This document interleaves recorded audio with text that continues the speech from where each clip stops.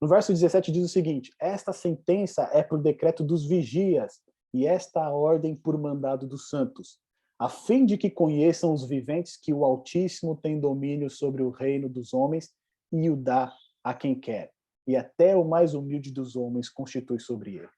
Isso aqui é Nabucodonosor falando.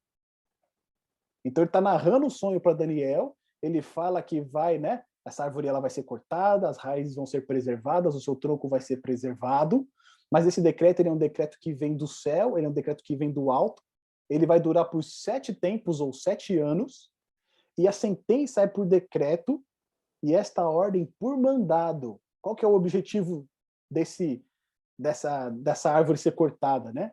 A fim de que conheçam os viventes que o Altíssimo tem domínio sobre o reino dos homens e o dá a quem quer. E aí eu queria pedir para o Fábio fazer um comentário para a gente em cima disso. Olha o que Nabucodonosor fala. Qual que é o objetivo de tudo isso? Qual que é o objetivo dessa árvore ser quebrada? Qual que é o objetivo dessa árvore gigante ser derrubada? Para que as pessoas, os viventes, conheçam que o Altíssimo tem domínio sobre o reino dos homens e dá a quem quer. Quando a gente ouve essas palavras de Nabucodonosor, Fábio, mesmo que ele está narrando o seu sonho ainda, o que elas falam para a gente?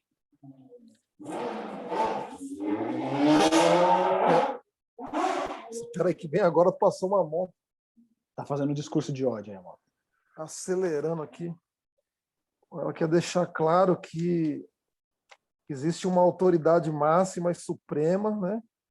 Acima de toda autoridade, que é Deus, e é Ele quem dirige tanto as nações, né? E eu tinha separado aqui que Nabucodonosor ele é um rei muito poderoso, né?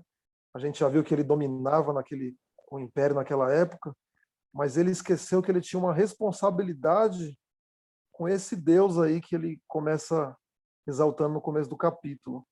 Deus fez dele um reino forte, um rei forte, mas ele esqueceu que a grandeza dele, ela vinha desse Deus, né? E aí esse sonho e toda essa experiência que ele vai ter nesse capítulo 4, uma experiência até certo ponto estranha e assustadora, né? Um ser humano viver como um animal, mas foi para ele, para quebrar o orgulho dele, ele reconhecer que existe esse Deus que está acima de todos, ele é supremo. E eu tinha marcado aqui também, né, que a força de uma nação é proporcional à fidelidade com que cumpre os propósitos de Deus.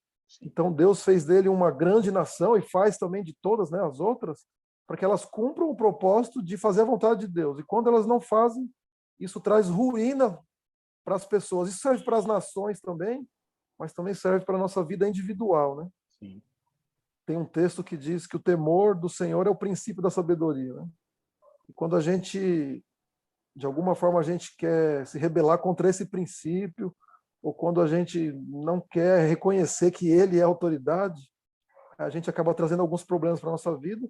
No caso de um rei poderoso, trouxe problema ali para ele, né? E possivelmente para a nação também, mas na nossa vida individual é assim também. Quando a gente insiste em não reconhecer que existe um Deus, que ele tem uma vontade que é soberana e essa vontade é para o bem de todo mundo, para o nosso e das pessoas, e se a gente se rebelar contra essa vontade, a gente acaba trazendo aí consequências perigosas para nós e quem está do nosso lado.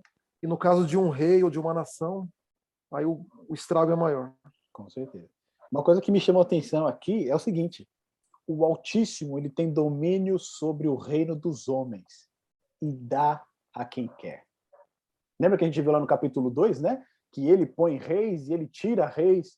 E aqui de novo, né, no sonho de Nabucodonosor, é enfatizado esse ponto. Deus, ele tem domínio sobre o reino dos homens, ele dá a quem quer.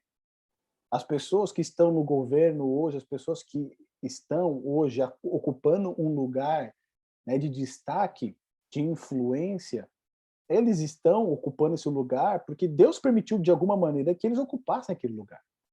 Mas quem domina realmente no curso da história é Deus.